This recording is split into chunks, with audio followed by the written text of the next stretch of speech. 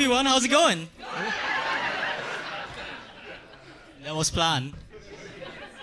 So my name's Derrick Yeo, and tonight I'm gonna do something a little different, okay? I'm gonna do stand-up backwards. Now what I mean by this is I'm gonna tell you the punchline up front, and we'll spend the next 5 minutes working towards it. How's that sound? Is that okay?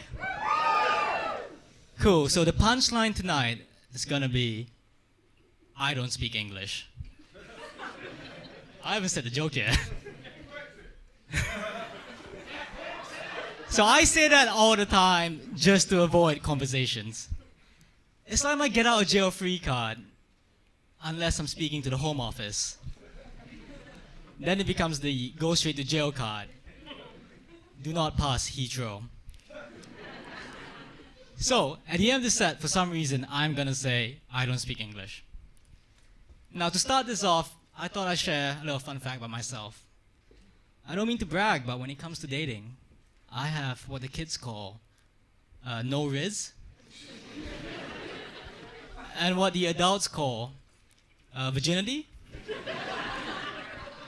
I remember going on a date with this girl once, yeah. You know, she was funny, she was charming, and she had the most incredible blue eyes. We went to this Starbucks, and she turns to me and she says, you know, Derrick, I like my men like I like my coffee. Tall, strong, and black. First of all, who starts a conversation like that? Second of all, I'm pretty sure they got your order wrong. How do you feel about bubble tea instead? Extra small. So as the night went on, she then turns to me and she asks, what about you, Derrick? What kind of girls do you like? And I was trying to be smooth, so I say, what a coincidence. I also like my women like I like my coffee. And let's just say, Sharon, you are exactly what I ordered. I like a flat white. You've heard of Tinder Swindler, folks, but you're with the Bumble Fumbler tonight. So after the date, you know, we went our separate ways, and I was pretty disappointed, you know, because as a modern, progressive, forward-thinking misogynist, I really thought she'd walk me home.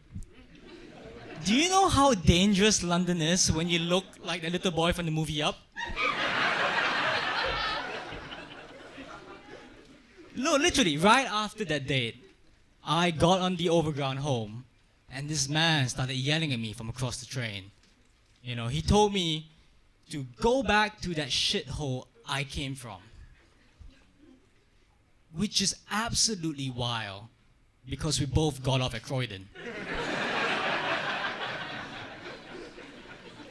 No, but on a very serious note, that was a very traumatizing experience.